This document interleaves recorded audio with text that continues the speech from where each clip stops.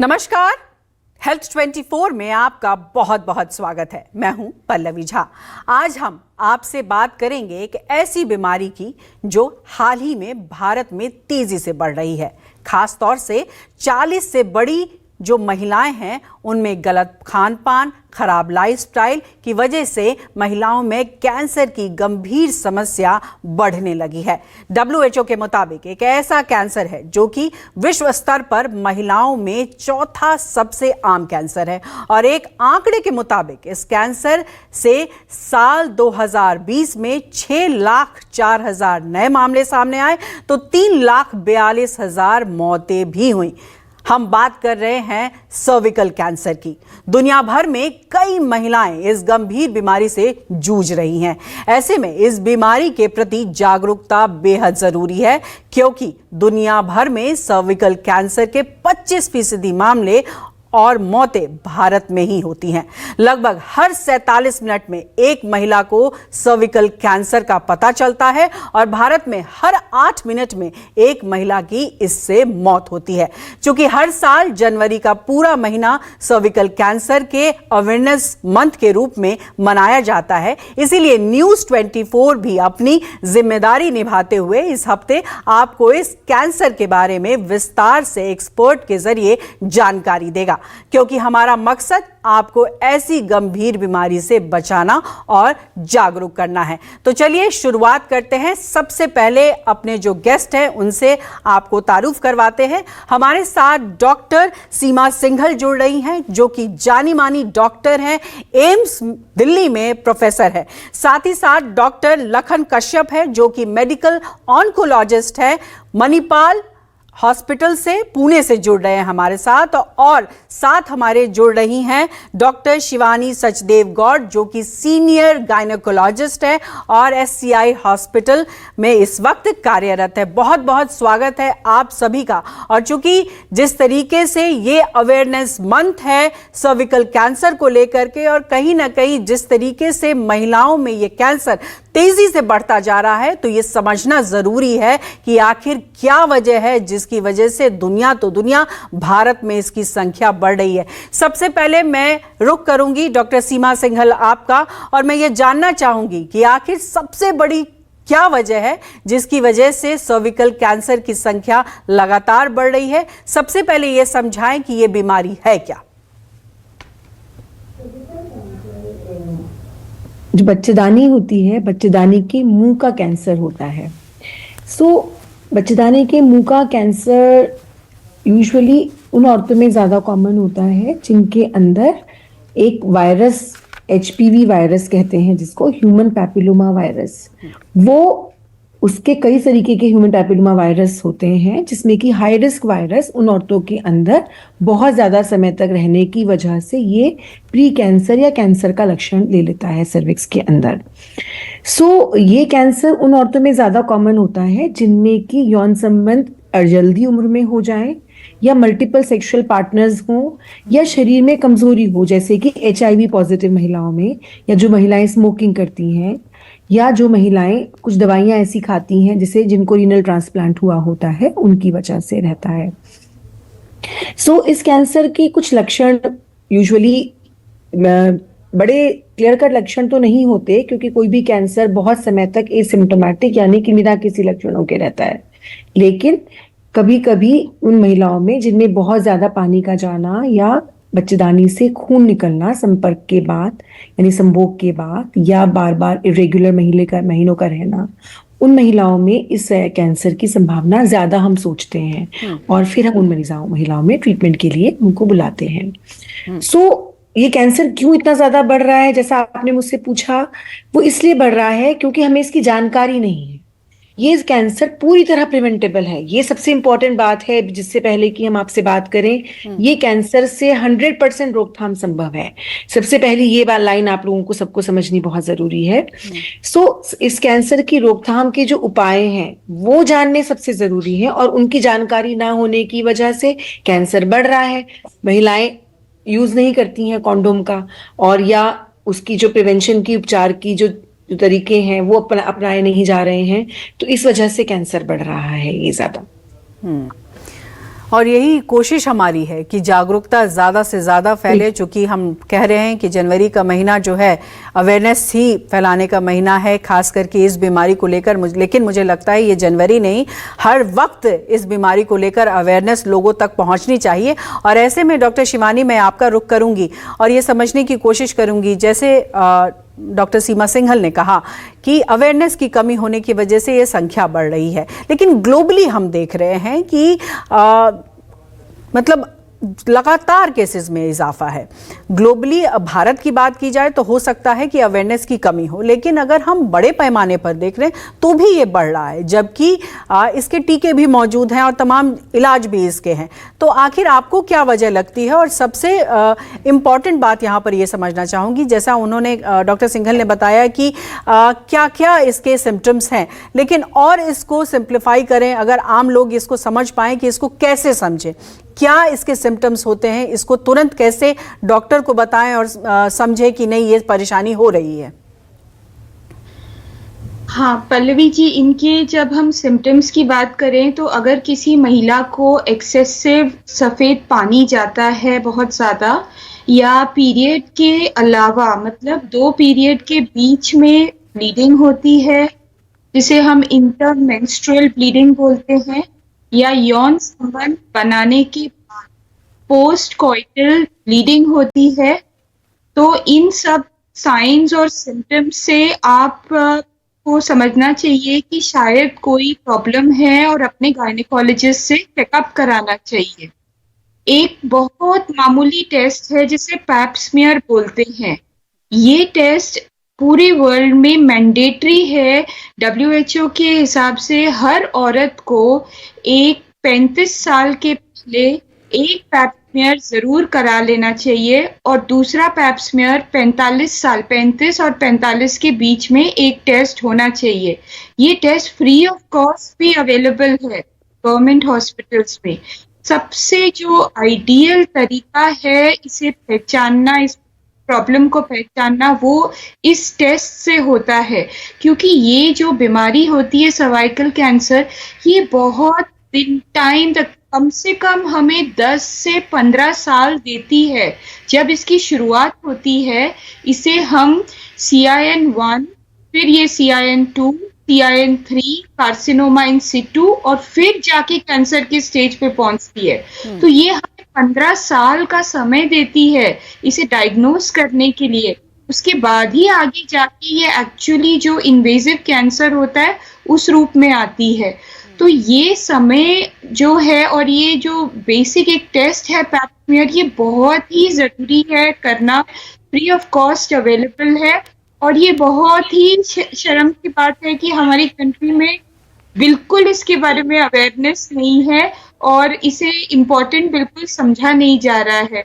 ये बहुत ही महत्वपूर्ण बात है कि आपके प्रोग्राम से आप एक सिंपल पैप स्मीयर टेस्ट का अगर अवेयरनेस रेज करें। WHO के अकॉर्डिंग जो 90-70-90 स्ट्रेटेजी है उसमें ये है कि 90% लड़कियों को 9 साल के बाद वैक्सीनेशन करना चाहिए कैंसर का, 70% औरतों को पैप स्मीयर टेस्ट कराना चाहिए और 90% लोगों का डायग्नोसिस और सही इलाज पहुंचना चाहिए सर्वाइकल कैंसर का। ये पूरी दुनिया की स्ट्रेटेजी है सर्वाइकल कैंसर के लिए। छोटी छोटी चीजें हैं, शायद लोगों तक नहीं पहुंच पाती हैं, जिसकी वजह से ये गंभीर बीमारियां उनको जकड़ लेती हैं। ऐसे में डॉक्टर कश्यप, मैं आपसे समझना चाहूंगी, क्योंकि हम सर्वाइकल कैंसर की बात कर रहे हैं, तो सर्वाइकल कैंसर के लिए भी कहा जाता है कि इसके कई प्रकार होते हैं, तो किस तरीके से ये होता है, कितने प्रकार होते हैं? और सबसे अहम बात, जैसे डॉक्टर शिवानी ने कहा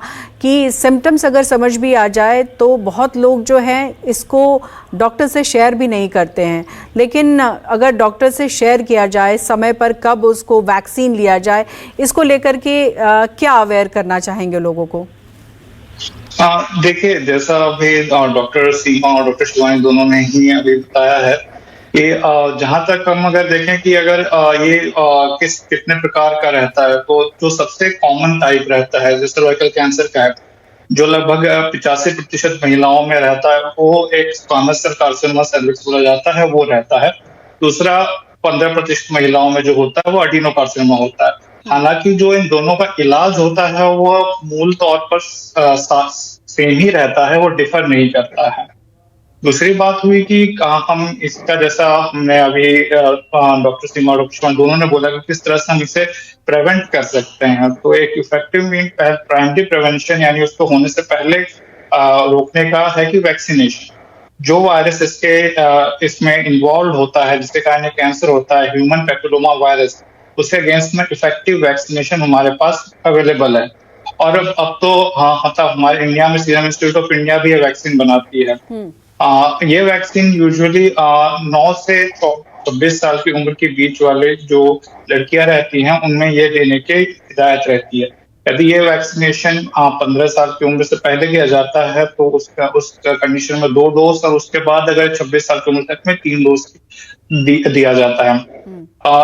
यूजुअली इस प्रकार की जो वैक्सीन है, इसकी इससे जो इन्फेक्शन रुकने की जो संभावना होती है करीब 97 to 99% रहती है, यानी बहुत ही इफेक्टिव वैक्सीन है जिससे इसको हम रोका जा सकता है। इसके बावजूद भी, जैसा डॉक्टर शिवानी ने बताया कि पैप्समियर स्किन स्क्रीनिंग वो रुकनी नहीं चाहिए, क्योंकि वो ये इतना सिंपल टेस्ट है जिससे ये कैंसर बहुत ही जल्दी पता चलता है, जिसमें ज्यादा से ज्यादा महिलाएं ठीक की जा सकती है। लगभग उस समय अगर ये डिटेक्ट होता है तो करीब 95% से ज्यादा महिलाओं में पूरी तरह से ठीक हो जाता है। और अगर कई बार होता है कि महिलाएं ये अपना सिम्टम्स कई बार वो शेयर नहीं करती, किसी प्रकार के सिम्टम्स भी अगर वो गायनेकोलॉजिस्ट के पास जाती है, इवैल्यूएशन में पता चलता है तो उस समय उसका ट्रीटमेंट शुरू कर देना चाहिए। अगर उस समय किया जाता तो अधिकतर महिलाओं में इलाज पूरी तरह से किया जा सकता और वह खत्म की जा सकती है। क्योंकि लाइलाज बीमारी है नहीं, इसका इलाज संभव है। आप तीनों ने जिस तरीके से बताया कि अगर सही समय पर डॉक्टरी सलाह ली जाए तो इस बीमारी को जड़ से ख़त्म किया जा सकता है। ऐसे में डॉक्टर सीमा, आपका रुख करना चाहूँगी, चूँकि टीके की बात हो रही है, वैक्सीन की बात हो रही है, अभी भी लोगों में टीके को लेकर के उतनी जागरूकता नहीं है और कहीं ना कहीं इसको लेकर संशय भी है। कई बार इसको लेकर डिबेट भी बहुत सारे हुए हैं। आखिर क्या वजह है इसकी? वजह सिर्फ एक है कि हमें कोई भी चीज नई जब हमें इंसान को मिलती है तो हम समझ नहीं पाते हैं कि हमारे लिए कितनी इफेक्टिव है वो चीज या कितने फायदे की चीज है।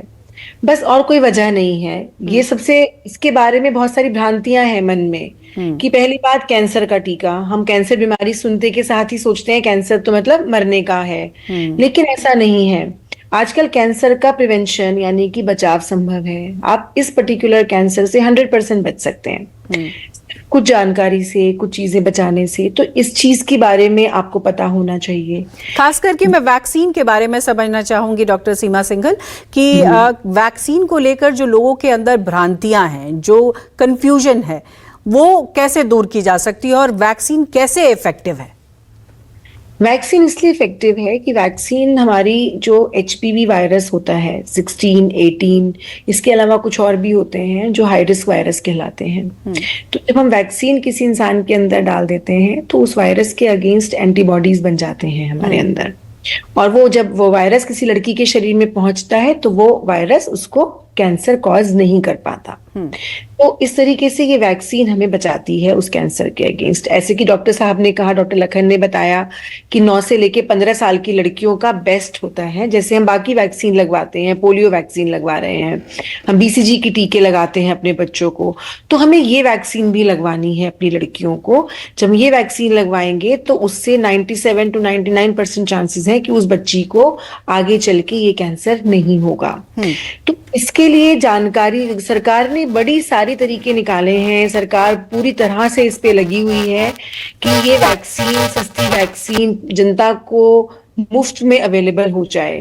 तो इसके लिए बहुत एफर्ट चल रहे हैं सरकार के लेवल पे भी और सारे मेडिकल कॉलेजेस के लेवल पे भी कि अवेयरनेस बढ़ाई जाए, जानकारी ज्यादा से ज्यादा लोगों तक पहुंचाई जाए। बल्कि बहुत सारे लोग हैं जो कि फ्री में ये वैक्सीन बांटने की कोशिश कर रहे हैं। दिल्ली सरकार ने स्कूल में बच्चियों को ये वैक्सीन लगवाने के लिए भी बहुत एफर्ट किया है। इवन देश के कुछ हिस्से ऐसे हैं, सिक्किम में अगर आप जाएंगे तो आप देखेंगे कि वहां की सरकार ने फ्री में सारी बच्चियों को वैक्सीन लगवाई है। तो ये वैक्सीन अवेलेबल है आपको, बस हमें पता नहीं है पल्लवी जी। और आप जो आज ये कर रही हैं ये प्रोग्राम, और जिसके तहत सारी जनता के पास ये मैसेज आ रहा है, ये आपका एफर्ट सच में सराहनीय है कि आप ये कोशिश कर रहे हैं with the help of this your news channel health 24। जी बिल्कुल, और हम लगातार ऐसी कोशिश करते भी रहेंगे। डॉक्टर शिवानी, इसी बीच आपसे एक सवाल कर लेती हूँ कि जिस तरीके से उन्होंने बताया कि देखिए कहीं ना कहीं जो भ्रांतियां हैं उसको ख़त्म करने की ज़रूरत है और सही समय पर वैक्सीन लेने की ज़रूरत है। चूँकि 9 साल से 26 साल की उम्र के बीच में डॉक्टर लखन ने बताया कि ये वो समय होता है जब वैक्सीन लेना अत्यंत आवश्यक है, लेकिन डिटेक्शन जो है वो लेटर स्टेज में होता है। 50 के आसपास पता चलता है कि कोई व्यक्ति, कोई महिला सर्विकल कैंसर से ग्रसित हो गई है। ऐसे में बहुत अर्ली स्टेज में तो ये डिटेक्ट हो पाना बहुत मुश्किल होता है। पल्लवी जी, जो वैक्सीन है ना वो वायरल इन्फेक्शन के पहले अगर आपने वैक्सीन लगा लिया तो ही इफेक्टिव है। एक बार अगर आपको वायरस का इन्फेक्शन, समझना चाहूंगी कि ये सर्टेन एज में ही क्यों इफेक्टिव होता है और कुछ एज के बाद ये इफेक्टिव वैक्सीन क्यों नहीं होता? वो इसीलिए होता है क्योंकि जो HPV वायरस है वो इसी एज में इन्फेक्शन होती है और जो बीमारी होती है वो जाके 50 साल में होती है। तो इन्फेक्शन होने के पहले आपको वैक्सीन लगाना बहुत जरूरी है। ये इन्फेक्शन यौन संबंध से होता है। आजकल आप बच्चियों में देख रहे हैं यौन संबंध की उम्र बहुत कम होती जा रही है और इसीलिए दुनिया भर में ये रिकमेंडेशन है कि ये उस एज पे लगाया जाए कि इनका वैक्सीनेशन का कोर्स कंप्लीट हो जाए उसके पहले कि वो यौन संबंध शुरू करे। एक बार अगर वैक्सीन इन्फेक्शन हो गया तो वैक्सीन यूजलेस है। आपने देखा है 26 साल के बाद किसी को भी वैक्सीन लगाने का कोई रिकमेंडेशन है ही नहीं। क्यों? क्योंकि 26 साल तक मोस्टली सब औरतों का यौन संबंध हो चुका होता है। इसीलिए ये टाइमिंग, जैसे डॉक्टर लखन ने बोला, बहुत क्रिटिकल टाइमिंग है और यही सबसे बड़ी प्रॉब्लम है वैक्सीन की कि जो एक्चुअल इफेक्टेड पार्टी है वो उस एज पे कुछ जानते नहीं है। 9 साल की बच्चियां अपने आप को क्या वैक्सीनेट करेंगी? ये डिसीजन तो पेरेंट्स को, उनकी जिम्मेदारी उनकी है कि इस टॉपिक को समझें और सही समय पर अपनी बच्चियों का ख्याल रखें और खुद का भी ख्याल रखें, क्योंकि महिलाएं अगर अपना ख्याल नहीं रखेंगी तो वो घर का भी ख्याल ढंग से नहीं रख पाएंगे। और इसीलिए आज ये जरूरी था कि महिलाओं की इस बीमारी का टॉपिक हम उठाएं और उनको जागरूक करें। ऐसे में जाते जाते डॉक्टर नखर, आपसे मैं एक सवाल करना चाहूंगी कि CDC के एक डाटा है जिसमें कहा गया कि 10 HPV केसेस में से 4 इंड्यूस्ड कैंसर मेल में भी हैं। तो ऐसे में मेल में किस तरीके से ये देखा जाता है और क्या उनके लिए भी कोई वैक्सीन है अब?